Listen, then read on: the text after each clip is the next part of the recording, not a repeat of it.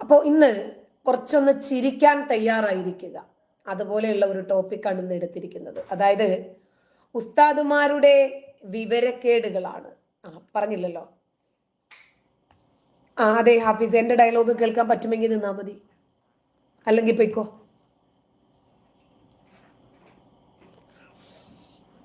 അപ്പോ AP ഉസ്താദിന്റെ ഡ്രൈവറുടെ ഭാര്യയ്ക്ക് കുട്ടികളില്ല. ബിനു ഹായ്. അപ്പോ അദ്ദേഹത്തിന്റെ ആദ്യമായിട്ട് എക്സ്റേ തുടങ്ങിയ സമയത്ത് ഡോക്ടറെയൊക്കെ കൊണ്ട് കാണിച്ചു, എക്സ്റേ എടുത്തു എന്നാണ് അദ്ദേഹം പറയുന്നത് കേട്ടോ. അതെ, ഒരു സ്പെഷ്യൽ ഉണ്ട് മോഹൻദാസ്, സ്പെഷ്യൽ ആണ്. ഒന്ന് ചിരിക്കാനും പിന്നെ ചിന്തിക്കാനും തയ്യാറായിരിക്കുക, അതുപോലെയുള്ള ഒരു പ്രോഗ്രാമാണ് എനിക്ക് നിങ്ങളെ ഇന്ന് കേൾപ്പിക്കാനുള്ളത്. റെനി വന്നു, ഓക്കെ. ഇനിയും കമന്റോളികളെയൊക്കെ റെനി അങ്ങ് നോക്കിക്കോളും, ഞാനത് കാത്തിരിക്കായിരുന്നു എന്താ വരാത്തേന്ന്. ശരി. അപ്പൊ ഉസ്താദിന്റെ ഡ്രൈവറുടെ ഭാര്യയ്ക്ക് കുട്ടികളില്ലാത്തത് കൊണ്ട് AP ഉസ്താദ് പറഞ്ഞു, എന്നാ പിന്നെ നമുക്ക് ഇന്ന ഉസ്താദിനെ കാണിക്കാം, അതാ അദ്ദേഹം ആകുമ്പോൾ കുട്ടികളെ ഉണ്ടാക്കാൻ മിടുക്കനാണ്. അങ്ങനെ ഇദ്ദേഹം പോയി അയാളെ കാണിച്ചു. എന്തായിരുന്നാലും കുട്ടിയുണ്ടായി. കുട്ടിയുണ്ടായി കഴിഞ്ഞപ്പോൾ ഇത് പറയാൻ വേണ്ടിയിട്ട് ഒരു ഉസ്താദ് മറ്റേ ഉസ്താദിന്റെ അടുത്തേക്ക് പോകുമ്പോൾ അയാളെ കണ്ട മാത്രയിൽ പറയുന്നതാ, നീ വന്നത് ഞാൻ ഉണ്ടാക്കിയ കുട്ടിയുടെ പിതൃത്വത്തെ കുറിച്ച് പറയാനല്ലേ, അത് ഞാൻ നേരത്തെ തന്നെ അറിഞ്ഞിട്ടുണ്ടെന്ന്. ശരി, അദ്ദേഹത്തിന്റെ അനുഭവങ്ങളുടെ വെളിച്ചത്തിൽ അദ്ദേഹം തന്നെ പറയട്ടെ, നമുക്കത് കേൾക്കാം. ഈ വിവരക്കേടുകൾ വിശ്വസിക്കുന്ന ആളുകളുടെ മാനസികാവസ്ഥയെ കുറിച്ച് ഒന്ന് ചിന്തിക്കുന്നതിന് വേണ്ടിയാണ് ഞാൻ ഈ വിഷയം എടുത്തിരിക്കുന്നത്. എന്തും വിശ്വസിക്കാൻ ആൾക്കാരുണ്ട് കേട്ടോ. നമ്മൾ വെറുതെ പറയും.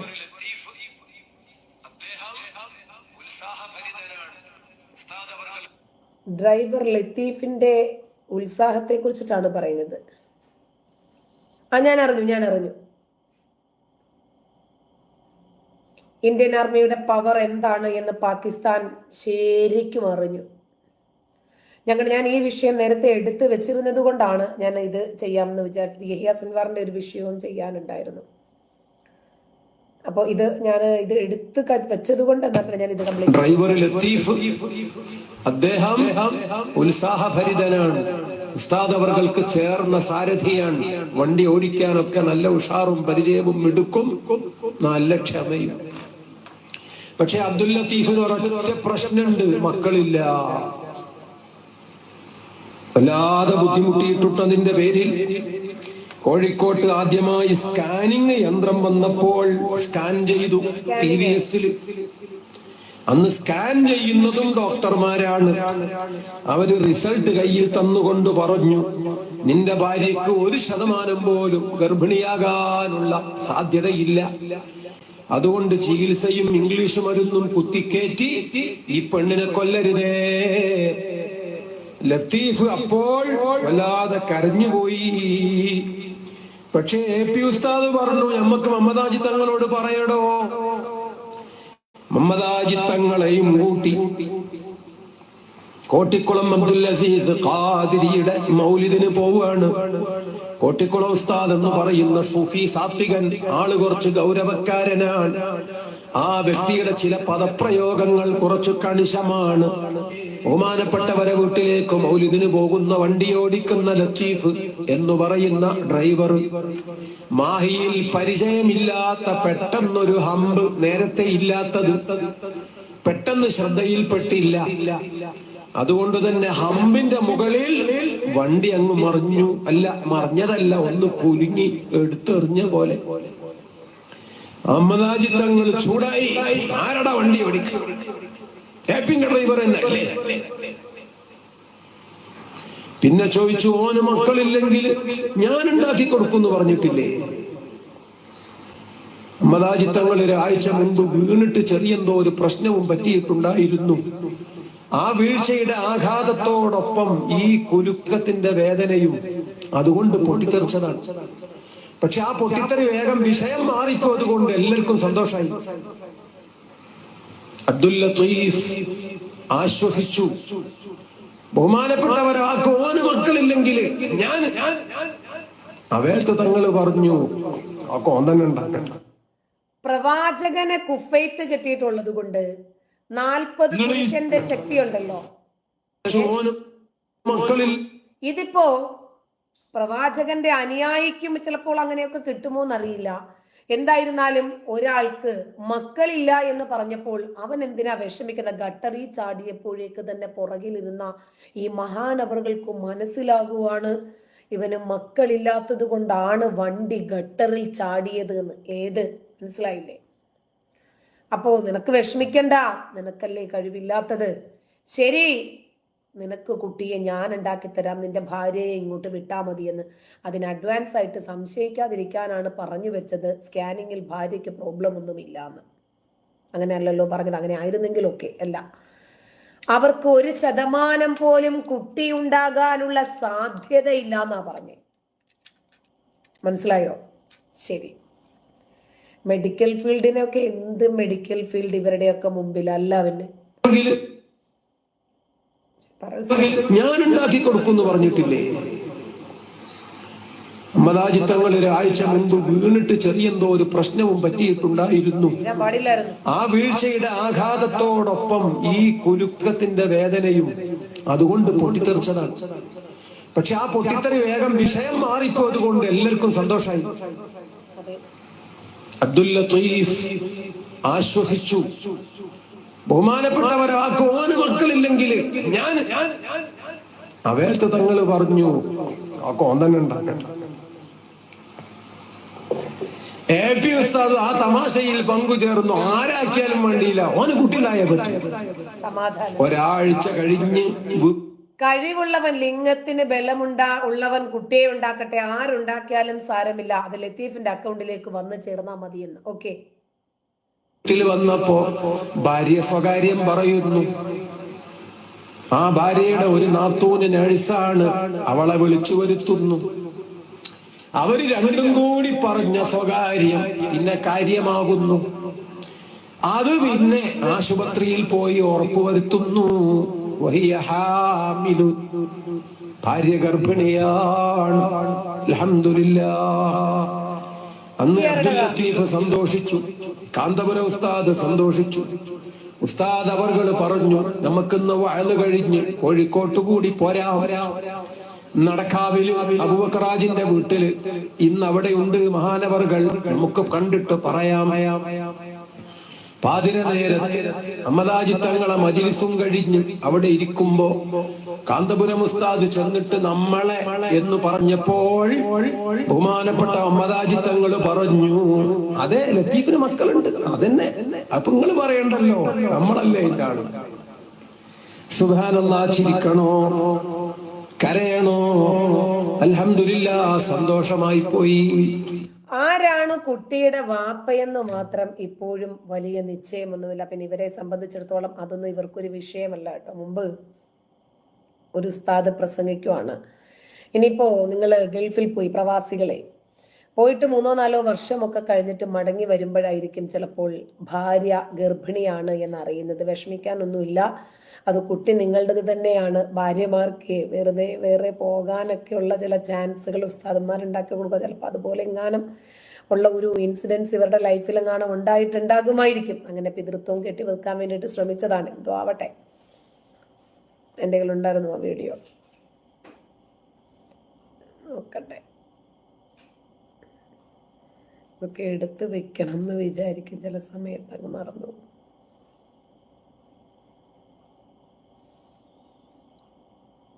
ഉണ്ടാകാൻ സാധ്യതയുണ്ട്, ഞാൻ എടുത്തു തരാം.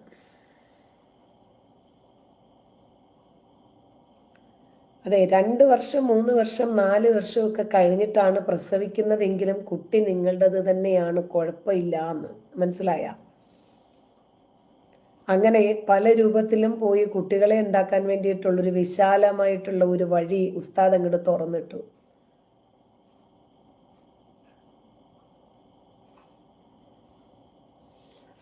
കണ്ടില്ല? ഇനിയിപ്പോൾ ഞാൻ ചെയ്ത വീഡിയോയിൽ നിന്ന് എടുക്കാം. ആ വീഡിയോ ഞാൻ ഇന്നലെ ചെയ്തിട്ടുണ്ട്. അല്ല, കുന്നിൻ ചെരുവിലെ ഈത്തപ്പനയൊക്കെ ഓക്കെയാണ്. ഞാൻ ആ വീഡിയോ ചെയ്തിട്ടുണ്ട്.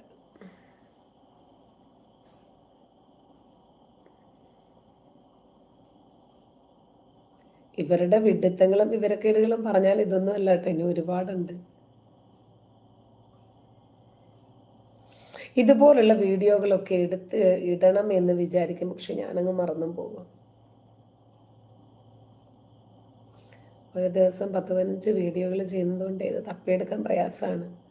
വേറൊന്നുമില്ല, അതായത് 2-3 വർഷം ഒക്കെ കഴിഞ്ഞിട്ടാണ് ഭാര്യമാര് പ്രസവിക്കുന്നതെങ്കിലും അത് ഹലാൽ പ്രസവമാണ്.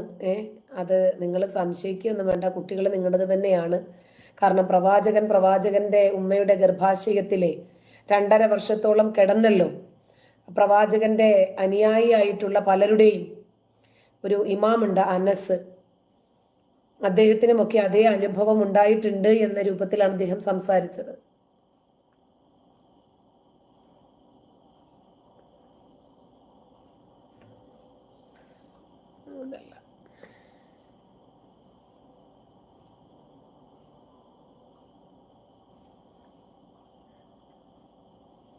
തപ്പിയെടുക്കണം, കുഴപ്പമില്ല, തപ്പിയെടുത്തോ. അതിനിടയ്ക്ക് നിങ്ങൾ വെറുതെ ബോറടിച്ചിരിക്കണ്ട. അടുത്ത ഒരു വിദ്വാൻ പറയുന്നതൊന്ന് കേട്ടോ. ഇദ്ദേഹം പഠിച്ചിട്ടുമില്ല, പരീക്ഷ എഴുതിയിട്ടുമില്ല. ദിവ്യഗർഭമൊക്കെ ആവട്ടെ, പക്ഷെ അവനവന്റെ ഭാര്യമാർക്കും ഇതുപോലെ ഗർഭമുണ്ടായാൽ ഇങ്ങനെ തന്നെ ഉണ്ടായതാണെന്ന് അങ്ങ് സമ്മതിച്ചാൽ മതി. അവളുമാരെ പിന്നീട് ഡിവോഴ്സ് ചെയ്യാനും മറ്റുമൊന്നും നിൽക്കരുത്, അത്രേ ഉള്ളൂ. അപ്പോൾ പരീക്ഷകളൊന്നും എഴുതാതെ തന്നെ ഈ ഉസ്താദന്മാർക്ക് പരീക്ഷ മരിച്ചുപോയ മഹാന്മാർ എഴുതി കൊടുത്ത് ജയിപ്പിക്കുമെന്നൊക്കെയാണ് ഇവർ പറയുന്നത് കേട്ടോ. നമുക്കിതിനെ കുറിച്ചിട്ടൊന്നും വലിയ നിശ്ചയമൊന്നുമില്ല. ഇത് വിശ്വസിക്കുന്ന ആളുകളുണ്ട്, വലിയൊരു വിഭാഗം ആളുകൾ. പ്രവാചകന് ബുദ്ധിക്ക് തകരാറ് പറ്റി എന്നാണ് ഇവർ പ്രവാചകന് മാരണം ബാധിച്ചു എന്നതിലൂടെ പഠിപ്പിക്കുന്നത്. ഞാൻ അതിന്റെ ആ ഭാഗങ്ങളൊന്നും വായിക്കുന്നില്ല. പറപ്പൂര് കുഞ്ഞു മുഹമ്മദ് മൗലവി അവരുടെ ആ പ്രസംഗം തന്നെ കേട്ടാലൊന്നും മനസ്സിലാവും. ലബീദ് ഇബ്നു ആസിം എന്ന ഒരു ജൂതൻ സിഹിർ ചെയ്തിരുന്നുവെന്നും എന്നിട്ട് നബിക്ക് ഭാര്യമാരുടെ അടുത്ത് ചെന്നോ പോയില്ലേ, അതായത് വേറെയുള്ള കാര്യത്തിലൊന്നും നബിക്ക് സംശയം ഉണ്ടായില്ല. ഹദീസുകളിൽ കാണാം. ഇനി നേരത്തേക്ക് ചെറിയൊരു മാനസിക വിഭ്രാന്തി ഉണ്ടായി, ഭാര്യന്റെ അടുത്തേക്ക് പോയോ ഇല്ലേ, ആ ഒരു വിഭ്രാന്തി ഉണ്ടായി, മാത്രമേ ഉണ്ടായിട്ടുള്ളൂ. ചെറിയൊരു മാനസിക വിഭ്രാന്തി ഉണ്ടായി അല്ലെ, ഭാര്യന്റെ അടുത്ത് പോയോ പോയില്ല എന്നുള്ള തോന്നലുണ്ടായി. ആലോചിച്ചോക്ക്, ഹദീസുകൾ അതിന്റെ വിശദീകരണങ്ങൾ വായിച്ചു നോക്കിയാൽ 6 മാസം 4 മാസം 40 ദിവസം എന്നൊക്കെ അതിൽ അഭിപ്രായം പറഞ്ഞിട്ടുണ്ട്. അതൊക്കെ മെല്ലെ ഒതുക്കി വെച്ചിട്ടാണ് ചെറിയൊരു മാനസിക വിഭ്രാന്തി ഉണ്ടായി. കേട്ടോളി, ഇവര് തന്നെ മതി കേട്ടോ ഇതിനെ പൊളിച്ചെടുക്കാൻ. ഇനിയിപ്പോ ഞങ്ങളെ പോലെയുള്ള ആളുകളൊന്നും ഒരു പണിയും ചെയ്യേണ്ട കാര്യമില്ല. ഇവര് പരസ്പരം തമ്മി തല്ലിയാല് അവര് കാണിക്കുന്ന വൃത്തികേടുകൾ ഇവര് കാണിക്കുന്ന വൃത്തികേടുകൾ അവരും പറഞ്ഞാൽ തീരാവുന്നതേ ഉള്ളൂ. ഇസ്ലാം എന്ന മതം അതായത് ഞങ്ങൾക്ക് കുറച്ച് ജോലി എളുപ്പമാക്കി തന്നുകൊണ്ടിരിക്കുവാണ് ഇവര്. പ്രവാചകൻ ഒരു ഇച്ചിരി എന്തോ മനസ്സിലായ ഒരു ശകലം എന്തോ ഒരു മാനസിക വിഭ്രാന്തി ഉണ്ടായി. ഇനി ആ ഭാര്യ അടുത്ത് ഞാൻ പോയോലും, എണ്ണമറ്റ ഭാര്യമാരുള്ളപ്പോ വെപ്പാട്ടികൾ വേറെയും ഇഷ്ടം പോലെയുണ്ട്. ശരീരം ദാനം ചെയ്ത സ്ത്രീകൾ ഒരുപാടുണ്ട്. സ്വാഭാവികമല്ല, മനുഷ്യനെ എങ്ങനെയാ നമ്മൾ കുറ്റം പറയും? പറഞ്ഞ പോലെ അയാൾക്കും ഈ 24 മണിക്കൂറല്ലേ ഒരു ദിവസം ഉള്ളൂ. ശരി, 30 പുരുഷന്റെ ശക്തി കിട്ടി എന്നുള്ളതൊക്കെ ശരിയാ. 30-ഓ 40-ഓ പുരുഷന്റെ ശക്തിയോ കുതിരശക്തിയോ ഒക്കെ ഇരിക്കട്ടെ, എന്നാലും അതും ഒരു മനുഷ്യൻ തന്നെയല്ലേ, നമ്മൾ അതും കാണണമല്ലോ. ശരി, ഞങ്ങൾ വിശ്വസിക്കുന്ന ഏകനായ റബ്ബ് നിയോഗിച്ചയച്ച പ്രവാചകൻ അഷ്റഫുൽ ഖൽഖ് മുഹമ്മദ് മുസ്തഫ സല്ലല്ലാഹു അലൈഹി വസല്ലമക്ക് ഒരു നിമിഷം പോലും മാനസിക വിഭ്രാന്തി ഉണ്ടായിട്ടില്ല. വമാ സാഹിബുക്കും ബിമജ്നൂൻ, നിങ്ങളുടെ കൂട്ടുകാരൻ ഭ്രാന്തനല്ല. വിശുദ്ധ ഖുർആൻ മാ അൻത ബിനിഅമതി റബ്ബിക ബിമജ്നൂൻ, പ്രവാചകരെ അല്ലാഹുവിന്റെ അനുഗ്രഹം കൊണ്ട് താങ്കൾക്ക് ഭ്രാന്ത് ബാധിച്ചിട്ടില്ലട്ടോ. മുശ്രിക്കുകൾ പറഞ്ഞേക്കാം, അവരുടെ പിൻഗാമികളായി വരുന്നവരും അത് പറഞ്ഞേക്കാം, പക്ഷേ പ്രവാചകന്റെ അനുയായികൾ അത് വിശ്വസിക്കുകയില്ല. ശരി, കേട്ടല്ലോ. ഇപ്പോ ഇവരെല്ലാവരും സ്വർഗത്തിന് വേണ്ടി പണിയെടുക്കുന്നവരാണ് എന്നാണല്ലോ ഇവര് പറയാറുള്ളത്. എല്ലാവരും പണിയെടുക്കുന്നതും പ്രചരിപ്പിക്കുന്നതും ഇസ്ലാമിലേക്ക് ആളെ കൂട്ടുന്നതിന് വേണ്ടി തന്നെയാണ്. അങ്ങനെ വരുമ്പോൾ ഒരു ഖുർആൻ, ഒരു ഹദീസ്, ഒരു ഇസ്ലാം, ഒരു സ്വർഗം, ഒരു പടച്ചോൻ, ഒരു നബി, എങ്ങനെയാണ് ഇവർക്ക് വ്യത്യസ്തമായ അഭിപ്രായങ്ങൾ ഉണ്ടാകുന്നത്? പ്രവാചകനെ കുറിച്ചിട്ടാണ് പറഞ്ഞത് കേട്ടോ, എണ്ണമറ്റ പ്രവാചകന്റെ ഭാര്യമാരെ കുറിച്ച്. ശരി, ആദ്യം ഗർഭമുണ്ടാക്കി കൊടുത്തതിനെ സംബന്ധിച്ചിട്ടായിരുന്നു. ശരി, എന്തായിരുന്നാലും AP ഉസ്താദിന്റെ ഉസ്താദ് ഒരു മിടുമിടുക്കനാണ്, ദിവ്യ ഗർഭമുണ്ടാക്കി കൊടുത്തു കളഞ്ഞു. ശരി, ഇനി അവിഹിതമൊക്കെ ഇങ്ങനെ ന്യായീകരിക്കാൻ ശ്രമിച്ചാൽ എന്ത് ചെയ്യുമെന്ന് ആലോചിച്ച് നോക്കുക. അവിഹിതത്തിന് പുതിയ ഒരു വ്യാഖ്യാനവുമായിട്ടൊരു ഉസ്താദ് വന്നിട്ടുണ്ട് കേട്ടോ. കേസുകൾ ഉണ്ടാകുന്നതിന്റെ പേരിൽ ഒരു ചങ്ങാതി 2 കൊല്ലം കഴിഞ്ഞ് ആ 2 കൊല്ലം കഴിഞ്ഞ് അവന്റെ ഭാര്യയുമായി ബന്ധപ്പെട്ട് 2 കൊല്ലം ഗൾഫിലേക്ക് പോയിട്ടാ വരുന്നത്. ഗൾഫിലേക്ക് പോയിട്ട് 2 കൊല്ലം കഴിഞ്ഞിട്ട് വരുമ്പോ ആ പെണ്ണിന് ഗർഭമുണ്ടായി എന്ന് വെച്ചോളൂ. ആ പെണ്ണിന് ഗർഭമുള്ളപ്പോ നമ്മൾ പെട്ടെന്ന് വിധി എഴുതും. എന്താ വിധി എഴുതുക? ഇവൻ പോയി വന്നതിന് ശേഷം ഇവൻ ബന്ധപ്പെടാതെ ഉണ്ടായ ഗർഭമാണെന്ന്. തീർത്തും അങ്ങനെ വിധി എഴുതാനൊന്നും നമുക്ക് കഴിയൂല. നമ്മൾ വിധി എഴുതാൻ കഴിയില്ല എന്ന് പറയുന്നത് അത്തരം കേസുകൾ ഉണ്ടാവുമ്പോഴും നമ്മൾ ശ്രദ്ധിക്കാൻ വേണ്ടിയാണ്. ഗർഭപാത്രത്തിന്റെ അകത്ത് മുൻപേ ശ്രദ്ധിച്ചില്ലേ? ഭർത്താവ് ഗൾഫിൽ പോയിട്ട് 2 വർഷം കഴിഞ്ഞ് തിരിച്ചു വരുമ്പോൾ ഭാര്യയ്ക്ക് ഗർഭമുണ്ടെങ്കിലും ഇത് ഇയാളുടെ ഗർഭം തന്നെയാണ്, ദിവ്യ ഗർഭം. കാരണം പ്രവാചകന്റെ മാതാവിന്റെ ഗർഭാശയത്തിൽ 2.5 വർഷം കിടന്നില്ലേ? അതൊന്ന് സ്ഥാപിച്ചെടുക്കാൻ വേണ്ടിയിട്ട് പെണ്ണുങ്ങൾക്ക് വേലി ചാടാനുള്ള വഴിവെട്ടി കൊടുക്കുവാണ് ഉസ്താദ്. ഉണ്ടായി എന്ന് വെച്ചോളൂ. ആ പെണ്ണിന് ഗർഭമുള്ളപ്പോ നമ്മൾ പെട്ടെന്ന് വിധി എഴുതും. എന്താ വിധി എഴുതുക? ഇവൻ പോയി വന്നതിന് ശേഷം ഇവൻ ബന്ധപ്പെടാതെ ഉണ്ടായ ഗർഭമാണെന്ന്. തീർത്തും അങ്ങനെ വിധി എഴുതാനൊന്നും നമുക്ക് കഴിയൂല. നമ്മൾ വിധി എഴുതാൻ കഴിയില്ല എന്ന് പറയുന്നത് അത്തരം കേസുകൾ ഉണ്ടാവുമ്പോഴും നമ്മൾ ശ്രദ്ധിക്കാൻ വേണ്ടിയാണ്.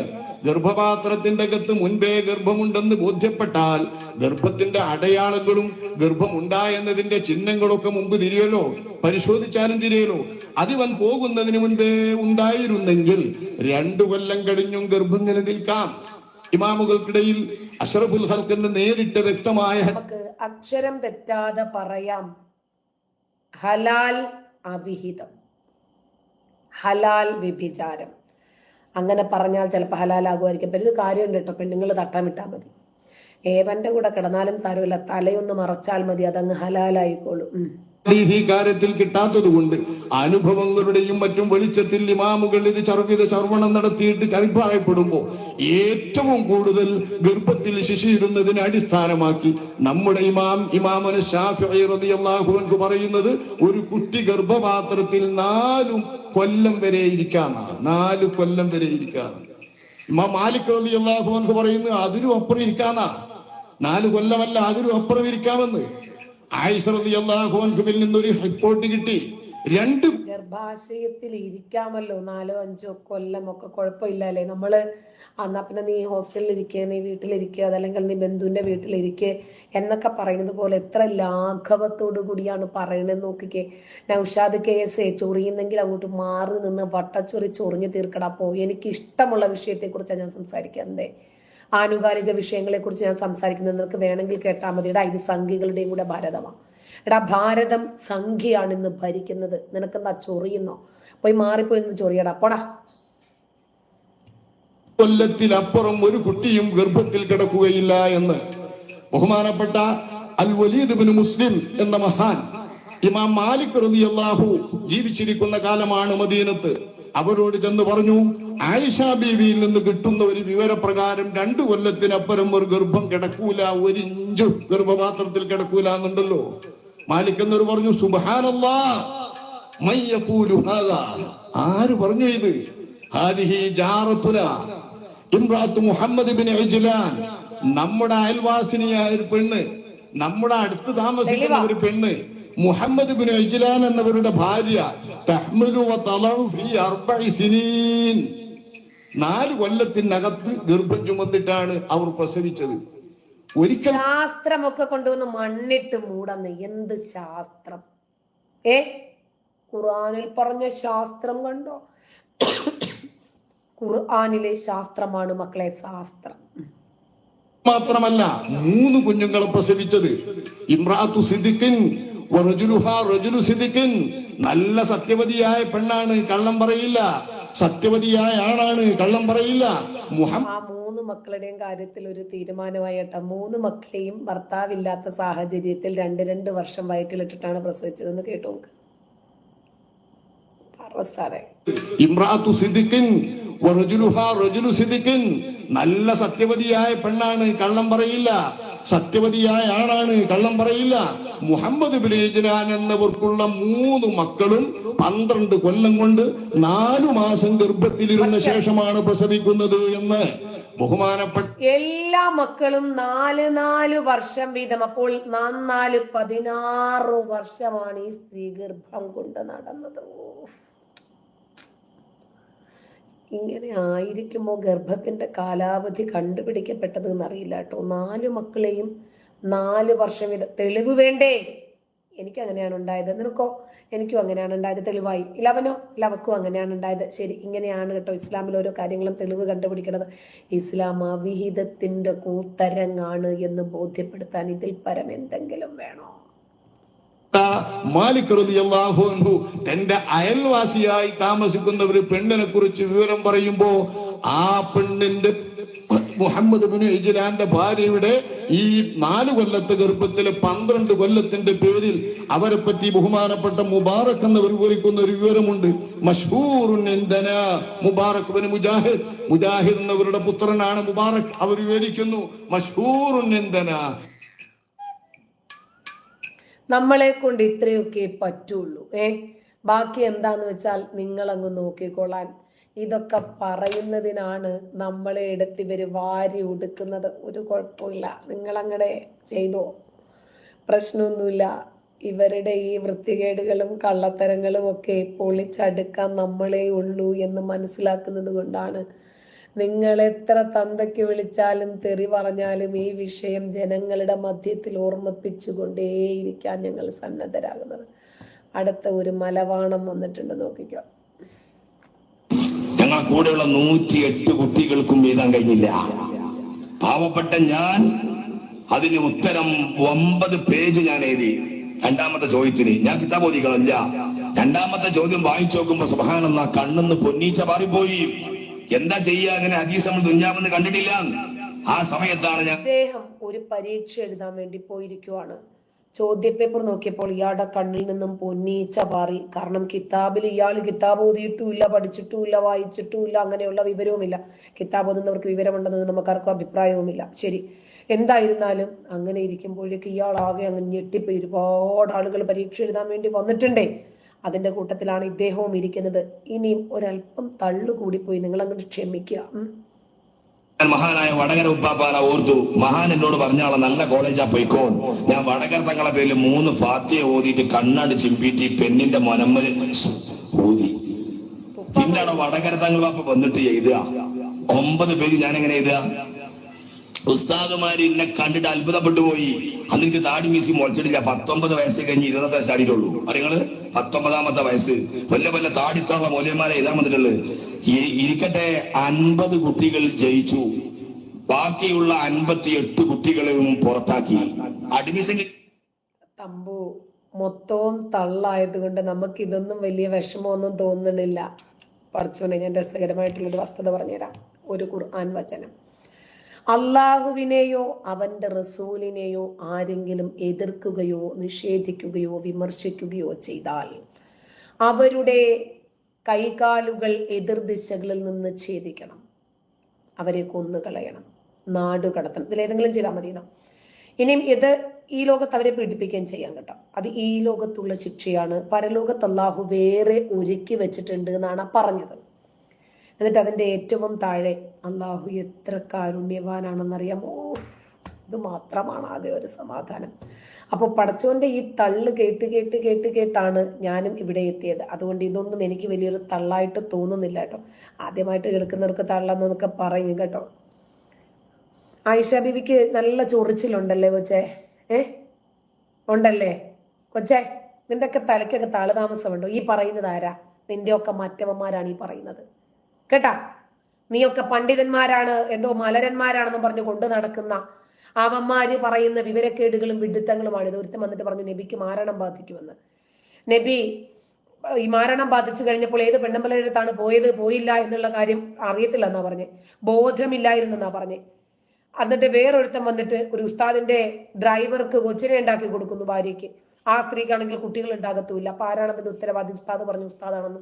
ഉസ്താദ് ആ ദിവ്യഗർഭം അങ്ങ് ഏറ്റെടുത്തു. ഇത്തരം വസ്തുതകളാണ് ഈ പറയുന്നത്. വേറൊരുത്തം പറയുന്നു ഒരു ഗർഭത്തിന് 4 വർഷം വരെ കാലാവധിയാകാമെന്ന്. കെട്ടിയോ ഗൾഫിലായിരുന്നാലും 4 വർഷം കഴിഞ്ഞ് തിരിച്ചു വന്നാലും പെണ്ണുമ്പിള്ള പ്രസവിച്ചാൽ അതിന്റെ പിതൃത്വം ഏറ്റെടുക്കണമെന്ന്. ഇതൊന്നും ഞങ്ങളല്ല കൊച്ചേ പറഞ്ഞത് കേട്ടോ. തലയ്ക്കകത്ത് താമസമുണ്ടോ നിനക്കൊക്കെ? ഇത് കേട്ടിട്ടും വന്ന് എന്നെയൊക്കെ തെറി പറയാനുള്ള നിന്റെയൊക്കെ തൊലിക്കെട്ടി ഉണ്ടല്ലോ. നിന്നെ പോലെയുള്ള മലവാണങ്ങളാണ് ഇതുപോലെയുള്ള മലരന്മാരെ വളർത്തിക്കൊണ്ടുവരുന്നത്. ഒക്കെ നാട്ടിക്ക് തിരിച്ചു പോകുന്നു. ആ കൊല്ലത്തില് എത്ര ഉസ്താദന്മാര് കരഞ്ഞു. മഞ്ഞപ്പറ്റ അംസോചാര 9 ശിഷ്യന്മാര് മഞ്ഞപ്പറ്റ അംസോലി സമസ്തന്റെ മുസാഫറ പണ്ഡിതനാണ്. അദ്ദേഹത്തിന്റെ ഇഷ്ടമായ നല്ല കിതാബ് തിരുന്ന ആളുകളാ. അവരൊക്കെ കണ്ണിന്ന് ഇങ്ങനെ ചോര വന്നിട്ട് സ്കോളി സ്റ്റെപ്പ് ഇറങ്ങിയിട്ട് കരഞ്ഞ് നാട്ടിലേക്ക് പോയി. ബാക്കി അഡ്മിഷൻ കിട്ടില്ല എന്ന് പറഞ്ഞ് നാട്ടിൽ ചെല്ലാൻ പറ്റുമോ? ഈ പാവപ്പെട്ട വിവരമില്ലാത്ത എനിക്ക് അവിടെ ലിസ്റ്റ് തൂങ്ങിയപ്പോൾ ഞാൻ ഉസ്താദ് സമ്മതിച്ചു, ഉസ്താദിന് വിവരമില്ല. ഉസ്താദിന്റെ ഉസ്താദിനെ കുറിച്ച് മനസ്സിൽ വിചാരിച്ച് ഫാത്തിഹ ഊതി പേനയുടെ തുമ്പിൽ ഊതി.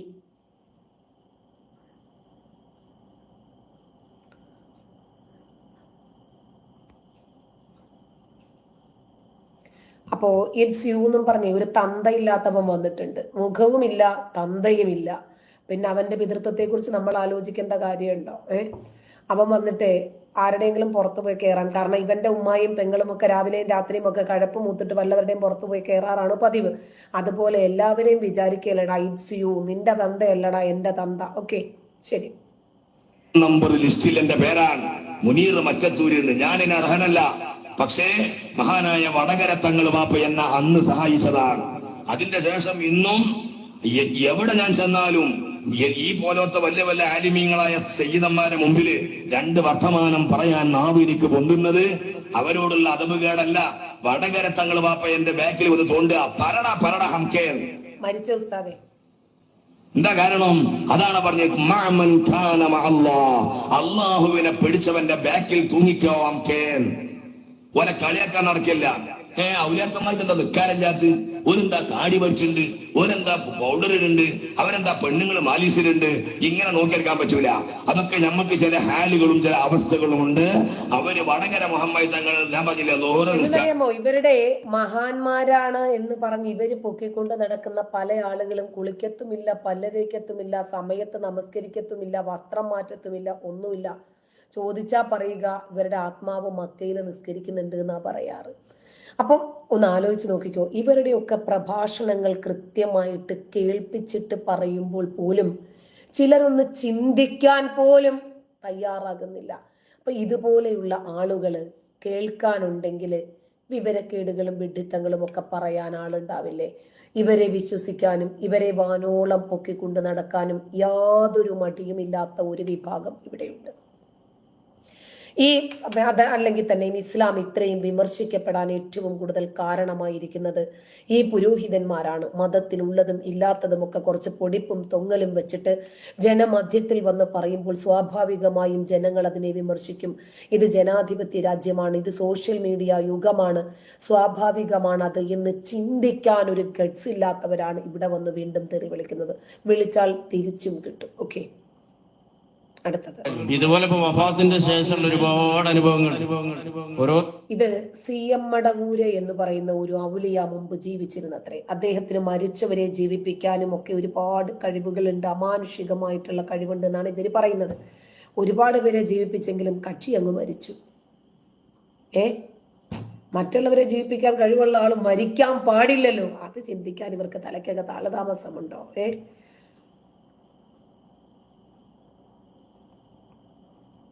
ശരി, ഓക്കെ. ആളുകൾക്കുണ്ടായ ഇതുപോലെ വഫാത്തിന്റെ ശേഷമുള്ള ഒരുപാട് അനുഭവങ്ങൾ, ഓരോരോ ആളുകൾക്കുണ്ടായ അനുഭവങ്ങൾ. അവിടത്തേക്ക് ഫാത്തിഹ ഓതിക്കും, യാസീൻ ഓതിക്കും, അവിടുത്തെ മൗലിദ് ഓതിയിട്ട് വരെ അനുഭവം ഉണ്ടായത്. ഇപ്പൊ നാദാപുരത്തിന്റെ അടുത്ത് അഷ്റഫ് എന്ന് പറയുന്ന ഒരു സഹോദരൻ, അദ്ദേഹത്തിന് ശരീരത്തിലാകെ അസുഖം, അതായത് പ്രഷർ ഉണ്ട്, ഷുഗർ ഉണ്ട്, കൊളസ്ട്രോൾ ഉണ്ട്, അങ്ങനത്തെ എല്ലാ ധാരാളം, പനിയുണ്ട്, അങ്ങനത്തെ എല്ലാ ബുദ്ധിമുട്ടായി. അപ്പോ പിന്നെ നാദാപുരത്ത് ഒരു ഹോസ്പിറ്റലിൽ അഡ്മിറ്റ് ചെയ്തു. ഹോസ്പിറ്റലിൽ എത്ര ദിവസം നിന്നിട്ടും ഇയാൾക്ക് യാതൊരു ഷിഫാവില്ല. ഒന്ന് പാനൂര് മൂസാനൂര് അള്ളാഹു അടുത്ത് ദർജകൾ ഉയർത്തി കൊടുക്കണം. അവര് ഇവരോട് പറഞ്ഞു, ഈ അഷ്റഫ് എന്ന് പറഞ്ഞോളൂ, ഇനി CM വലുതാന്റെ മൗലൂദ് നന്നായിട്ട് നേർച്ചാക്കിക്കുക, അതൊരാളെ കൊണ്ട് വീട്ടിൽ നിന്ന് അങ്ങോട്ട് ഓദിച്ചൊന്നാൽ അതോടുകൂടി സുഖാവുന്നു. അപ്പൊ അങ്ങനെ അന്ന് ആ അഷ്റഫ് എന്ന് പറഞ്ഞ ആളുടെ വീട്ടിൽ വെച്ച് മൗലൂദ് ഓതിയാണ്. ഫുള്ള് മൗലൂദ് ഓതി, ഒരു സ്ഥാനം വിളിച്ച് കുറെ നേരം ഓതി ഫുള്ള് തീർത്തു പോയി. അന്ന് രാത്രി ഈ അഷ്റഫ് എന്ന് പറഞ്ഞ ആള് CM വലുതാന്റെ സ്വപ്നം കാണും. അയാൾ പറഞ്ഞു ഞാൻ ഇന്നലെ രാത്രി സ്വപ്നം കണ്ടു. പിറ്റേന്ന് നേരം വെളുത്തപ്പോൾ അയാൾ പറയാണ് ഇങ്ങനെ ഞാൻ പിന്നെ കുടുംബത്തിനെ വിളിച്ചു കുടുംബം പറഞ്ഞു മൗലൂദ് നടത്തിയതോ അല്ലെങ്കിൽ ഇങ്ങനെ സംഭവങ്ങളൊന്നും അയാളോട് പറഞ്ഞിട്ടില്ല. ഇപ്പം വീട്ടിൽ നിന്ന് മൗലൂദൊക്കെ കഴിഞ്ഞ് പിറ്റേന്ന് രാവിലെ പിന്നെ ഈ രോഗിയെ സന്ദർശിക്കാൻ വേണ്ടി അവർ ചെന്നപ്പോൾ ഇയാൾ പറയാണ് ഞാൻ ഇന്നലെ രാത്രി ഒരാളെ സ്വപ്നം കണ്ടു. ഒരാൾ എൻ്റെ അടുത്ത് വന്നു, ഷർട്ടൊന്നും ഇടാത്ത വലിയ മേലെ നെഞ്ചിന്റെ മേലേക്ക് കയറ്റിയിട്ട് വെള്ള തുണി എടുത്തിട്ടുള്ള ഒരാൾ വന്ന് എന്നോട് ചോദിച്ചു എന്താണ് ഇവിടെ ഇരിക്കുന്നത്. ഞാൻ പറഞ്ഞു എനിക്ക് കണ്ട സുഖമില്ലായിട്ടാണ്, രോഗമായിട്ടാണ്. ഇനി നിനക്ക് ആ രോഗമില്ല, എല്ലാം സുഖപ്പെട്ടു, വീട്ടിൽ ഡിസ്ചാർജ് ചെയ്ത് വീട്ടിൽ പോവാന്ന് അങ്ങനെ പറഞ്ഞു. അങ്ങനെ ഞാനൊരു സ്വപ്നം കണ്ട എന്താണെന്ന് എനിക്ക് അറിയില്ല. ഇത് വിശ്വസിക്കുന്ന ജനസമൂഹത്തിന്റെ കാര്യം ഒന്ന് ആലോചിച്ച് നോക്കേ. പോക്കുന്നു, ഓ ജാമ്യ ടീച്ചർ പഠിച്ചിട്ടുണ്ട്, ശരിക്കും പഠിച്ചിട്ടില്ല, ശരിക്കും പഠിക്കൂ, ചിങ്ങളുടെ ചിന്തകൾ നേർവഴി കാണും. പഠിക്കാൻ ഏതെങ്കിലും ഒരു ഉസ്താദിനെ ഒന്ന് സജസ്റ്റ് ചെയ്യാമോ? അതല്ലെങ്കിൽ നിങ്ങൾ പഠിപ്പിക്കുക. പറ്റിയ മിസ്റ്റേക്ക് എന്താണെന്ന് അറിയാമല്ലോ. നമ്മുടെ അഡ്മിന്മാർ ഇപ്പം നമ്പർ ഇട്ട് തരും, വിളിച്ചു വന്നാൽ പിന്നെ ഞങ്ങൾക്ക് എല്ലാവർക്കും ലൈവായിട്ട് തന്നെ പഠിക്കാമല്ലോ. നമുക്ക് പറ്റിയ മിസ്റ്റേക്ക് എന്താണ് എന്ന് തെളിയിക്കാനും ഞങ്ങളെയൊക്കെ ഹിദായത്തിലേക്ക് സന്മാർഗത്തിലേക്ക് കൊണ്ടുവരാനും ഒരു ചാൻസ് നിങ്ങൾക്ക് കിട്ടിയിരിക്കുവാണ്. നമ്പർ ഇപ്പം ഇട്ട് തരും, വിളിച്ചോ, ഞാൻ ഫോൺ എടുത്തോളാം. അപ്പം പിന്നെ നിങ്ങൾക്ക് ഞങ്ങളെ എല്ലാവരെയും പഠിപ്പിക്കുകയും ചെയ്യാമല്ലോ. ഓക്കെ, ശരി. അങ്ങനെ അന്ന് രാവിലെ കുറച്ച് കഴിഞ്ഞ സമയത്ത് ഡോക്ടർ വന്ന് പരിശോധിച്ച് ഇയാള് പിന്നെ പ്രഷർ നോക്കുമ്പോൾ കുഴപ്പമില്ല, നോർമലാണ്. പിന്നെ പനി നോക്കുമ്പോൾ പനിയില്ല. അങ്ങനെ ഓരോന്ന് പരിശോധിച്ച് നോക്കുമ്പോൾ ഇയാൾക്ക് തരാറില്ല. ഡോക്ടറിനെ പെണ്ണോണ്ട് വെട്ടിയിട്ട് എന്തിനാണ് നിങ്ങൾ വെറുതെ നിൽക്കുക, നിങ്ങൾ ഡിസ്ചാർജ് ചെയ്ത് പോയിക്കോളി എന്ന് പറഞ്ഞിട്ട് എന്ത് ചെയ്യാ, പേന കൊണ്ട് അയാളെ. എങ്ങനെയുണ്ട്? ആളിന് അസുഖം ഉണ്ടായിരുന്നു, ആൾ ഉദ്ദേശിച്ച ഒരാളെ സ്വപ്നത്തിൽ കണ്ടു, അതോടുകൂടി അദ്ദേഹത്തിന്റെ രോഗം മാറി, ഡോക്ടറൊക്കെ പരാജയപ്പെട്ട് അദ്ദേഹത്തെ ഡിസ്ചാർജ് ചെയ്ത് വീട്ടിലേക്ക് വിട്ടു. ഇത് വിശ്വസിക്കുന്ന ഒരു ജനസമൂഹത്തിന്റെ മുന്നിലാണ് ഇവരിത് പറയുന്നത്. നമ്മള് തലച്ചോറ് ഉപയോഗിച്ച് ചിന്തിക്കുന്നത് കൊണ്ടാണ് നമുക്കിതൊക്കെ എന്തൊരു വട്ടത്തരവും പൊട്ടത്തരവുമാണ്, ഈ കാലഘട്ടത്തിലും ഇതൊക്കെ വിശ്വസിക്കാൻ ആൾക്കാരുണ്ടല്ലോ എന്ന് തോന്നുന്നത്. ഇവരെ സംബന്ധിച്ചിടത്തോളം ഇതൊക്കെ എന്തോ മഹത്തായ കാര്യമാണ് എന്നാണ് ഇവർ വിശ്വസിക്കുന്നത്. അതുകൊണ്ടാണ് ഇവർക്കിതൊന്നും വലിയ പ്രശ്നമായിട്ട് തോന്നാത്തത്. ചേട്ടാ, മറ്റുള്ളവർ കേട്ടാൽ തന്നെ എന്താണ് ചിന്തിക്കുന്നത്, നമ്മളുടെ മതം ഇങ്ങനെയാണ് എന്ന് ചിന്തിക്കത്തില്ലേ എന്ന് ചിന്തിക്കാൻ ഒരു കഴിവ് ഇവർക്ക് വേണ്ടേ? ഇല്ല. ഇനി ഏത് തലയുള്ളവനും ഇതിനകത്തൊന്നും ഇല്ലെങ്കിൽ പോലും ചിന്തിക്കാൻ പറ്റുന്ന ഒരു കാര്യം ഞാൻ പറഞ്ഞു തരാം. DNA ഇട്ടിട്ടുണ്ട് നമ്പര്, നമ്മുടെ പോക്കുന്നു അല്ലേ? ശരി, അദ്ദേഹത്തിനെ വിളിക്കാം. നമ്മളെ എല്ലാവരെയും പഠിപ്പിക്കാൻ ഒരു അവസരമാണ് തന്നിരിക്കുന്നത്. ഓക്കെ, അത് ഉപയോഗപ്പെടുത്താം. ആദ്യം ഇനി എല്ലാവർക്കും ചിന്തിക്കത്തക്ക രൂപത്തിൽ ഒരു ഉസ്താദിനെ ഞാൻ പരിചയപ്പെടുത്തി തരാം. സ്വപ്നത്തിലേ പറയണോ? എനിക്ക് പറയാൻ വയ്യ, എങ്ങനെ ഞാൻ പറയും നിങ്ങളോട്? പറയണോ? ഞാൻ കടന്നിങ്ങനെ ഉറങ്ങിയപ്പോ മുത്തുനബി സല്ലല്ലാഹു അലൈഹി വസല്ലമ തങ്ങൾ സ്വപ്നത്തിൽ വന്നു. ഞാൻ കാണേണ്ടതുപോലെ കണ്ടു, മുത്തം നെറ്റിക്ക് ഇവിടെ തന്നു. നബിയെ ഇയാൾ അതിന് മുമ്പ് കണ്ടിട്ടുണ്ടോ? ഇത് നബി തന്നെയാണ് എന്ന് നമ്മൾ മുമ്പ് കണ്ടിട്ടില്ലാത്ത ഒരാളെ എങ്ങനെയാണ് തിരിച്ചറിയാൻ പറ്റുന്നത്?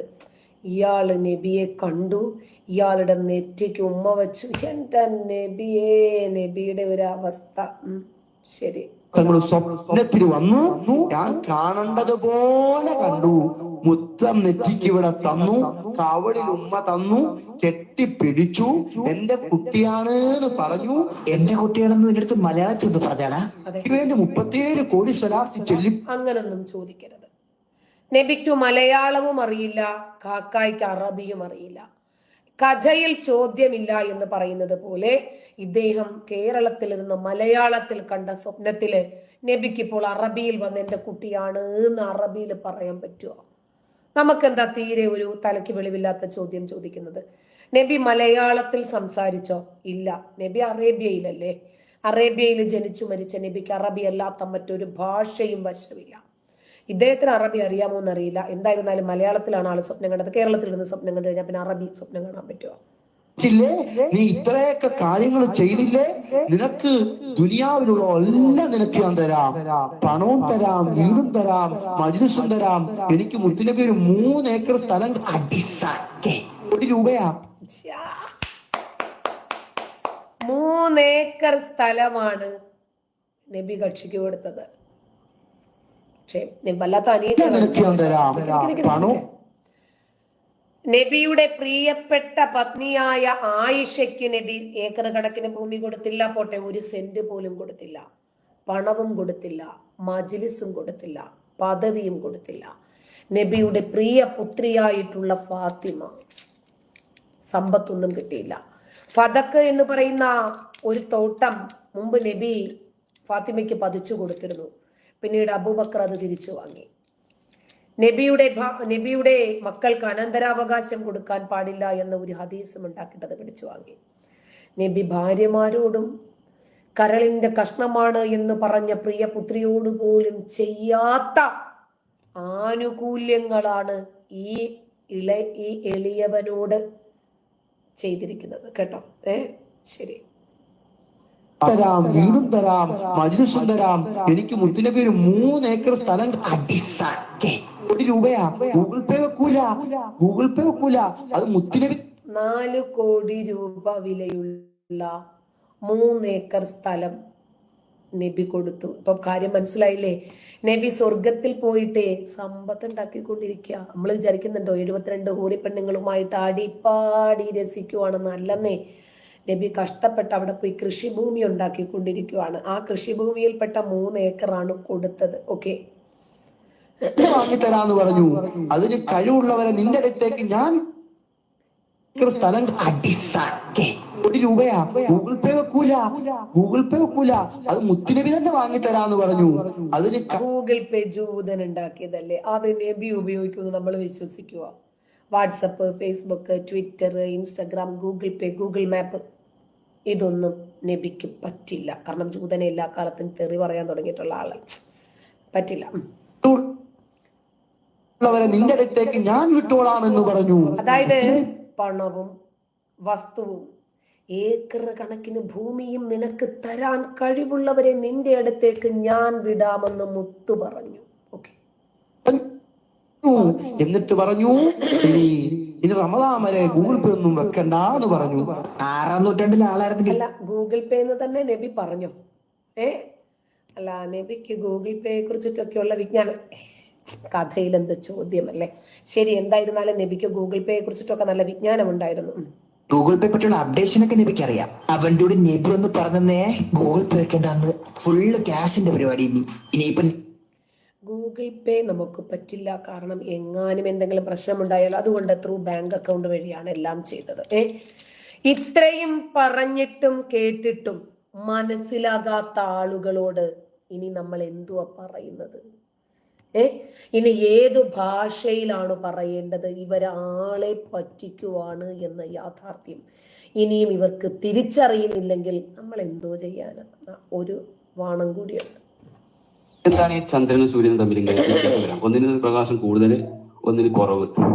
ഇതിന്റെ പിന്നിൽ എന്തെങ്കിലും രഹസ്യങ്ങളുണ്ടോ? അള്ളാഹു പക്ഷേ സൂര്യനും ചന്ദ്രനും ഒന്ന് പ്രകാശം കുറവ്, ഒന്ന് പ്രകാശം കൂടുതൽ എന്ന് പറഞ്ഞില്ലേ? ചന്ദ്രനെ പ്രവാചകൻ പിളർത്തി, സൂര്യനെ പിളർത്താൻ വേണ്ടിയിട്ട് അടുത്തോട്ട് പോയത് അരിഞ്ഞു പോയി കാണും. ശരി, സൃഷ്ടിക്കുന്ന സമയത്ത് തന്നെ ഇങ്ങനെ ഒന്നിന് കുറവ് ഒന്നിന് കൂടുതലാക്കി തന്നെയാണോ പഠിച്ചത്? അല്ല, അതിന്റെ പിന്നിൽ എല്ലാ രഹസ്യങ്ങളോ എന്തെങ്കിലും പ്രതിഭാസങ്ങൾ നടന്നിട്ടുണ്ടോ? ഇതിനെ പറ്റി നമ്മൾ ഇമാമികൾ ആരെങ്കിലും എന്തെങ്കിലും പറഞ്ഞതായിട്ട് ഉണ്ടെങ്കിൽ എന്ന് അറിയാൻ താല്പര്യം. ഇൻഷാ അല്ലാഹ്. സൂര്യന്റെ പ്രകാശം കത്തിജ്വലിക്കുന്നു, ചന്ദ്രന്റെ പ്രകാശം സൂര്യന്റെ പ്രകാശം കത്തിജ്വലിക്കുന്നു. ചന്ദ്രന്റെ പ്രകാശം അതുപോലെ ഇല്ല. 14 രാവിലെ ഉദിച്ചാലും എവിടെയും എത്തില്ല. സൂര്യനെ അപേക്ഷിച്ച് നോക്കുമ്പോൾ സൃഷ്ടിപ്പിൽ തന്നെ ഇങ്ങനെയാണോ, അതല്ല പിന്നീട് ഭേദഗതി വരുത്തിയതാണോ? ഇതേ ചോദ്യം ഷാഫിഈ മദ്ഹബിലെ ആധികാരിക പണ്ഡിതർ എന്നറിയപ്പെടുന്ന ഇബ്നു ഹജർ ഐതമി റളിയല്ലാഹുവിനോട് വന്നിട്ടുണ്ട്. മഹാനായ ഇബ്നു ഹജറിന്റെ ഫത്താവൽ ഹദീസിൽ ഈ സുആൽ ജവാബ് വന്നിട്ടുണ്ട്, ചോദ്യ മറുപടികൾ. ഈ കിതാബിന്റെ 337, 338 പേജുകൾ നോക്കിയാൽ കാണും. ചോദ്യം ഇങ്ങനെ: ചന്ദ്രനിൽ കാണുന്ന ഈ കറുപ്പിന്റെ രഹസ്യം എന്താ? അതിന്റെ കാരണം എന്താ? ചന്ദ്രനിൽ കാണുന്ന ആ മങ്ങല്, അതിന്റെ കാരണം.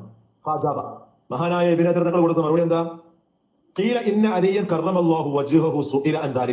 ഇതേ ചോദ്യം അലിയാരി തങ്ങളോട് ചോദിച്ചിട്ടുണ്ട്. അലി റളിയല്ലാഹു അൻഹു വലിയ പണ്ഡിതനാണ്, വലിയ ഇൽമുള്ള മഹാനാണ്. അതുകൊണ്ടാണല്ലോ അവിടുത്തെ നബി തങ്ങളുടെ പുന്നാര മകളെ കല്യാണം കഴിച്ചു കൊടുത്ത് ഫാത്തിമാവിനെ. വെറുതെ ചോദിച്ചതല്ല, യോദ്ധാവായിട്ടല്ല. പണം കൊണ്ട് വളരെ പിന്നോക്കയിലായിരുന്നു അലിയാരി തങ്ങൾ. പക്ഷെങ്കിൽ ഇൽമു കൊണ്ട് പവറുള്ള മഹാനായിരുന്നു. ഇൽമു നോക്കിയിട്ട് കെട്ടിച്ചു കൊടുത്ത പല സ്ഥലത്തും. അങ്ങനത്തെ അലിയാരോട് ചോദ്യം വന്നപ്പോൾ മഹാനായ അലി തങ്ങൾ കൊടുത്ത മറുപടി എന്താ? അത് ജിബ്രീലിന്റെ ചിറകിന്റെ ആ ഒരു ജിബ്രീലിന്റെ ചിറക് തട്ടിയപ്പോൾ മങ്ങിപ്പോയതാണ്. ജിബ്രീലിന്റെ ചിറക് അതിന്റെ ജിബ്രീലിന്റെ ചിറക് അവിടെ നിൽക്കട്ടെ. ആരോ ഒരാൾ വന്നിട്ട് ആ 3 ഏക്കർ പറഞ്ഞ ഉസ്താദ് പിരാന്ത് സർട്ടിഫിക്കറ്റ് ഉള്ള ആളാണെന്ന്, അയാൾക്കാണോ നിങ്ങൾ വേദി കൊടുത്തത് പ്രസംഗിക്കാൻ? അയാൾ യൂട്യൂബിൽ പ്രസംഗിച്ചതല്ല, ഒരു പൊതുവേദിയിൽ പ്രസംഗിച്ചതാ. മാനസിക രോഗത്തിന് സർട്ടിഫിക്കറ്റ് ഉള്ള ആളിന് മതപ്രഭാഷണത്തിന് വേദി ഉണ്ടാക്കി കൊടുത്തത് കേൾക്കാൻ വേണ്ടി സദസ്യരെയും ഉണ്ടാക്കി കാത്തിരിക്കുമെന്ന് നമ്മൾ വിശ്വസിക്കാനോ? അയാൾ പറഞ്ഞു, കുറച്ച് സൂപ്പർലേറ്റീവായി പോയി, ജനങ്ങൾ ചിന്തിച്ചു തുടങ്ങി, അതിന്റെ ഭയമാണ്. ശരി, നമ്മൾ സൂര്യനിലേക്കും ചന്ദ്രനിലേക്കും തന്നെ തിരിച്ചു വരാം. ഓക്കെ, കൊണ്ട് തടവി വന്നപ്പോ അതിന് മംഗലേറ്റതാണ്. വെറുതെ പറയല്ല, ഒരു കാര്യം മനസ്സിലായി, ജിബിരിയില് ഒന്ന് ചിറക് കുടഞ്ഞതാ. ഇതേ ചോദ്യം അലിയായി തങ്ങളോട് ചോദിച്ചിട്ടുണ്ട്. അലി റളിയല്ലാഹു വലിയ പണ്ഡിതര, വലിയ ഇൽമുള്ള മഹാന. അതുകൊണ്ടാണല്ലോ അവിടുത്തെ നബിതങ്ങളുടെ പുന്നാര മകളെ കല്യാണം കഴിച്ചു കൊടുത്ത് ഫാത്തിമാവിയെ. വെറുതെ ചോദ്യമല്ല, യോദ്ധാവായിട്ടല്ല. പണം കൊണ്ട് വളരെ പിന്നോക്കയിലായിരുന്നു അലിയാരി തങ്ങൾ. പക്ഷെങ്കിൽ ഇൽമു കൊണ്ട് പവറുള്ള മഹാനായിരുന്നു. ഇൽമു നോക്കിയിട്ടാ കെട്ടിച്ചു കൊടുത്ത പല സ്ഥലത്തും. അങ്ങനത്തെ അലിയാരോട് ചോദ്യം വന്നപ്പോ മഹാനായ അലി തങ്ങൾ കൊടുത്ത മറുപടി എന്താ? ജിബ്രീൽ. അത് ജിബ്രീലിന്റെ ചിറകിന്റെ ആ ഒരു ജിബ്രീലിന്റെ ചിറക് തട്ടിയപ്പോൾ മങ്ങിപ്പോയതാണ്. ജിബ്രീലിന്റെ ചിറക് അതിന്റെ ചിറക് കൊണ്ട് തടവി വന്നപ്പോ അതിന് മംഗലേറ്റതാണ്. വെറുതെ പറയല്ല, ഒരു കാര്യം മനസ്സിലാക്കണം. ഇത് മറുപടി യെസ് വെച്ചത് നമ്മുടെ ശാഫിഈ മദ്ഹബിലെ ആധികാരിക മുഫ്തിയായി നിൽക്കുന്ന ഈ വേദന. അവിടെയാണ് മനസ്സിലാക്കേണ്ടത്. നമുക്ക് ഈ വേദന വരുമ്പോൾ മനസ്സിലെന്താ വരിക? ഒരു മുഫ്തിന്റെ സ്ഥാനം വരിക. ഇപ്പോ ഇമാം മഹല്ലി റളിയല്ലാഹു അൻഹു വലിയ മഹാനാണ്. നമ്മുടെ നേവി ഇമാമിന്റെ മിൻഹാജ് 120ന്റെ മേലെ ശറഹുകൾ എഴുതപ്പെട്ട ഒരു കിതാബാണ് നേവി ഇമാമിന്റെ മിൻഹാജ്. ആ 120ന്റെ മേലെ ശറഹുകളുണ്ട്. 120ന്റെ മേലെ ശറഹുകളുണ്ട് പല കിതാബും കണ്ടിട്ടുണ്ട്. അത്രയും ശറഹിന്റെ കൂട്ടത്തിൽ കൂട്ടിപ്പോയി. അങ്ങനെയൊക്കെ മിൻഹാജിന്റെ ശറഹുകളുടെ കൂട്ടത്തിൽ ഏറ്റവും കൂടുതൽ അശാരിഹ് എന്ന പേര് കിട്ടിയത് അത് ആ ഒരു ഇബാറത്തുകൾ കൊണ്ട് കെട്ടയച്ചുകൊണ്ട് വളരെ സരളവും സരസവുമാക്കി മുന്നിട്ട് ജനങ്ങൾ കിട്ടുകൊടുത്ത മഹാൻ. ആ ഓരോരോ പേരിന് ശറഹ് ചെയ്ത നൈപുണികം നേടിയ പണ്ഡിതൻ എന്നുള്ള പേര് കിട്ടിയത് ആർക്കാണ്? ഈ പറയുന്ന നമ്മുടെ മഹല്ലി ഇമാമിനാണ്. ആ മഹല്ലി എന്ന് കേൾക്കുമ്പോൾ നമുക്ക് എന്താണ്? ഒരു ഷാരിഹിന്റെ സ്ഥാനത്താണ് വരിക. ഇബ്നു ഹജർ എന്ന് കേൾക്കുമ്പോൾ ഒരു ഗഡ്സുള്ള ഒരു മുഫ്തിന്റെ സ്ഥാനം വരിക. ഈ കിതാബിന് തഹ്ഖീഖ് ചെയ്തു കൊടുത്ത പണ്ഡിതന്മാരെ എന്തായാലും ഞങ്ങൾക്ക് കാര്യം മനസ്സിലായി. ഉസ്താദിനെ വല്ലാതെ വിഷമിക്കണ്ട. എന്നാലും ജിബ്രീലിന്റെ ചിറകിന്റെ പവറുകൊണ്ടേ ചന്ദ്രന്റെ പ്രകാശം കുറച്ച് കുറഞ്ഞത് അതുകൊണ്ടാണെന്ന്. ശരി, അടുത്തത്. പിന്നെ കാന്തപുരത്തിന് കുറെ പള്ളിയില്ലേ, ഇരിങ്ങാനല്ലേ, മർക്കസില്ലേ, എന്താ ചെയ്യാം? ഒരു പ്രശ്നമല്ല ഉണ്ടാകട്ടെ, അതൊക്കെ നമുക്കുള്ളതാ. ഇതിപ്പോ പോകും ഫീസൂരി ഒലിച്ചു പോകാനുള്ളതാ, അണഞ്ഞു പോകാനുള്ളതാ. ഈ മർക്കസുകളും ഈ അനാഥശാലകളും ഈ പള്ളികളും ഈ സ്ഥാപനങ്ങളും ഇൻഷാ അല്ലാഹ് ആദർശത്തിന്റെ സത്യത്തിന്റെ അടിത്തറയിൽ പടുത്തുയർത്തിയ സമസ്ത കേരള ജംഇയ്യത്തുകളുടെ തണലിൽ വരും. അല്ലാഹു അനുഗ്രഹിക്കും. പിന്നെ കാന്തപുരത്തിന് കുറെ പള്ളിയില്ലേ, ഇരിങ്ങാനല്ലേ, മർക്കസില്ലേ, എന്താ ചെയ്യാം? പരസ്പരം തന്നെ തമ്മിൽ തല്ലിത്തീരും. മനസ്സിലായ? പ്രത്യേകിച്ച് ആരും ഒന്നും ചെയ്യണ്ട, ഇവര് തന്നെ മതി. ലൈറ്റ് പൊല്യൂഷനാണ് ഒട്ടേറെ രോഗങ്ങൾക്ക് ഇന്ന് കാരണം. ലൈറ്റ് പൊല്യൂഷനാണ് ഒട്ടേറെ രോഗങ്ങൾക്ക് ഇന്ന് കാരണം. നമ്മുടെ AP കാന്തപുരം ഉസ്താദിന്റെ മകനാണ്. വിദ്യാഭ്യാസവും വിവരവും കൂടിപ്പോയപ്പോൾ തലക്കകത്തുനിന്ന് കിളി പറന്നു പോയ ടീമിന്റെ നേതാവ്. നമ്മുടെ നാട്ടിൽ പണ്ടുണ്ടായിരുന്ന ഒരു ബൾബുണ്ട്, അതിന്റെ ഉള്ളിൽ ചുവന്ന ഒരു കമ്പി കഷ്ണം കത്തും, അതുകൊണ്ട് ശല്യമില്ല. പിന്നെ ഫ്ലൂറസെന്റ് വന്നു, അതിനുശേഷം പിന്നെ ഒരു LED വന്നു. ഇതൊക്കെ എല്ലി ഇടിക്കുന്ന സാധനമാണ്, എല്ലിടിച്ചു കൊല്ലും. അത് ഹലോജിൻ, ഇതൊക്കെ ബിൽഡിങ്ങിന്റെ മുകളിലൊക്കെ ഇങ്ങനെ അടിച്ചു വെക്കാം, അപ്പൊ തിരിച്ചിങ്ങോട്ട് വരും. ഇത് മനുഷ്യന്റെ കണ്ണിലൂടെ കയറിയാൽ അത് ഹാർട്ടിലെത്തുകയും കിഡ്നി തകരാറാക്കുകയും ഹാർട്ട് തകരാറാക്കുകയും ഒരുപാട് അസുഖങ്ങൾ ഉണ്ടാക്കും. ഇദ്ദേഹത്തിന്റെ സ്ഥാപനത്തില് മർക്കസ് നോളജ് സിറ്റിയിലൊന്നും ലൈറ്റ് ഇല്ല എന്ന് നമുക്ക് വേണമെങ്കിൽ ഒന്ന് വിചാരിക്കാം. ഇത്രയൊക്കെ വിശ്വസിച്ചില്ലേ നമ്മള്? അപ്പൊ പിന്നെ ഒരു വഴിക്ക് പോകുമ്പോൾ ഇതും കൂടി ഒന്ന് ഇരുന്നോട്ടെ. അടുത്ത വിജ്ഞാനം.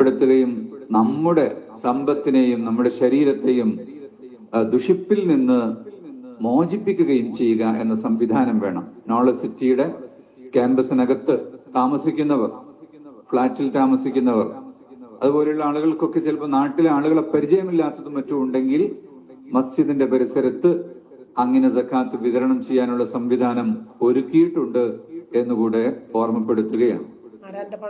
സക്കാത്ത് ഒന്നിച്ചു വാങ്ങിയിട്ട് വിതരണം ചെയ്യുന്ന രീതിയല്ല, സക്കാത്ത് അർഹരായ ആളുകൾക്ക് ലഭ്യമാക്കാനുള്ള രീതിയെ ഇവിടെ നാം തയ്യാർ ചെയ്തിട്ടുണ്ട്.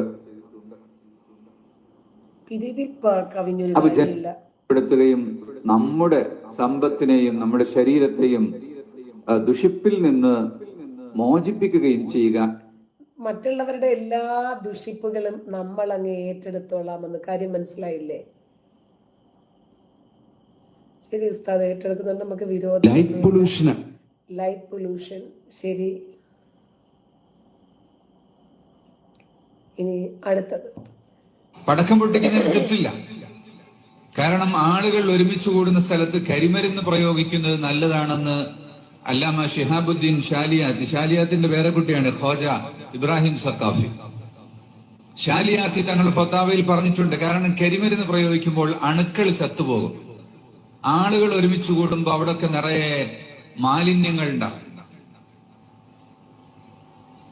ആ ഉദ്ദേശത്തോടു കൂടി കരിമരുന്ന് പ്രയോഗം പഴയ കാലത്തൊക്കെ നേർച്ചകളിലൊക്കെ നടത്താറുണ്ട്, വലിയ ജനങ്ങൾ ഒരുമിച്ച് കൂടുന്ന സ്ഥലത്ത്. അത് അങ്ങനത്തെ ഒരു നീയത്തോടു കൂടിയാണ്, അട്ടഹാസത്തോടു കൂടിയല്ല. പടക്കം പൊട്ടിക്കുന്നതിന് പൊട്ടിത്തെറിക്കുന്നതിനും തെറ്റൊന്നുമില്ലല്ലോ. ഇരുമ്പ് നിക്കറിടണം, ഉറപ്പ്. റെയ്ഹു, എനിക്ക് ഒരു പണിയുമില്ല, എൻ്റെ വീട്ടിൽ കുറെ പണി കിടപ്പുണ്ട്, അതൊന്നും ചെയ്യുവോ?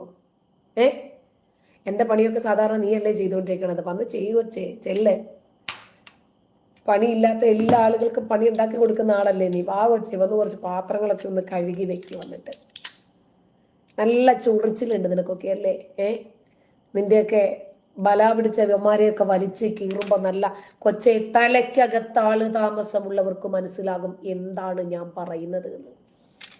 ആള് കൂടുന്നിടത്ത് കരിമരുന്ന് പ്രയോഗം നല്ലതാണെന്ന് ഇവരൊക്കെയല്ലേ ഇരുമ്പ് നിക്കറിട്ടിട്ട് ആളുകളെ പൊട്ടിത്തെറിക്കാൻ വേണ്ടി കുംഭമേളകളിലേക്ക് പറഞ്ഞു വിടാൻ വേണ്ടിയിട്ട് പ്രചോദനം നൽകുന്ന ആള്. ലക്ഷ്മി, ഈ വീഡിയോസ് ഒക്കെ ഞാൻ എൻ്റെ യൂട്യൂബ് ചാനലിൽ ഷോർട്സ് ആയിട്ടിടും. അതിൽ നിന്ന് നിങ്ങൾക്ക് ഡൗൺലോഡ് ചെയ്തെടുക്കാം കേട്ടോ.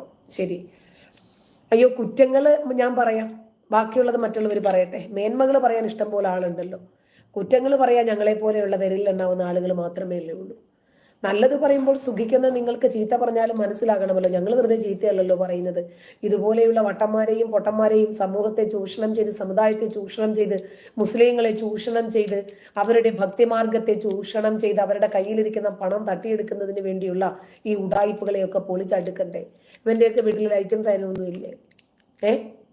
ഇവന്റെയൊക്കെ ഭാര്യമാര് ഗർഭിണിയായി കഴിഞ്ഞാൽ ഇവരൊന്നും നാട്ടിലില്ലാത്ത സമയമാണെങ്കിൽ ഇത് എൻ്റെ ഗർഭം തന്നെയാണെന്ന് പറഞ്ഞ് ഏറ്റെടുക്കുമോ? അതോ 3 തലാഖും ചൊല്ലി വീട്ടിൽ കൊണ്ടുവിടുമോ?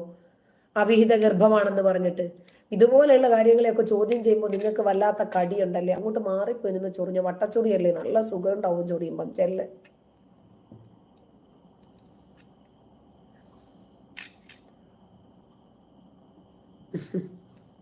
ലക്ഷ്മി ആള് പൊളിയാ.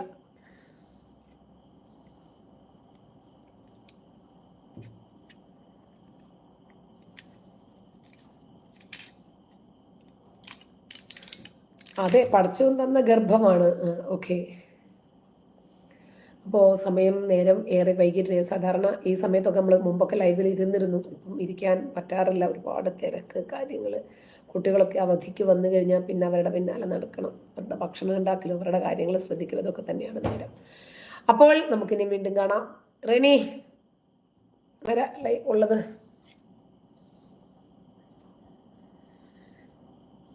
റെനി തമ്പൂടി എന്നെ വൈൻഡപ്പ് ചെയ്താലോ? Okay, good night. അയ്യോ ഫാസില്, എല്ലാരും ഉറക്കം വന്നതാണോ നീ?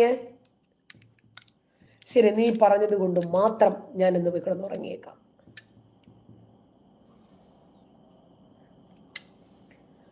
ലക്ഷ്മി 4 മക്കള്. മൂത്ത ആള് കമ്പ്യൂട്ടർ എഞ്ചിനീയർ, ലാസ്റ്റ് സെമ്മാണ് പഠിക്കുന്നത്, ബാംഗ്ലൂരിലാണ്. രണ്ടാമത്തെ മോള് ഇപ്പോൾ നീറ്റ് ആസ്പെറൻ്റ് ആണ്. മൂന്നാമത്തെ ആള് BCAക്ക് പഠിക്കുന്നു. 4-ാമത്തെ ആള് 8ാം ക്ലാസ്. 3 ആൺകുട്ടികളും 1 മോളും.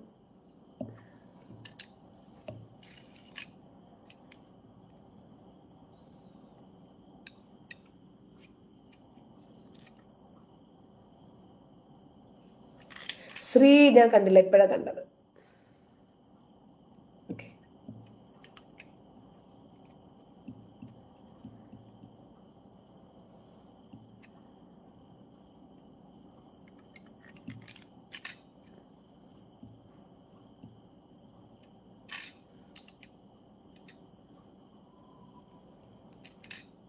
അപ്പോൾ ഗുഡ് നൈറ്റ്. ദിലീപ് കുമാർ, രാജീവൻ,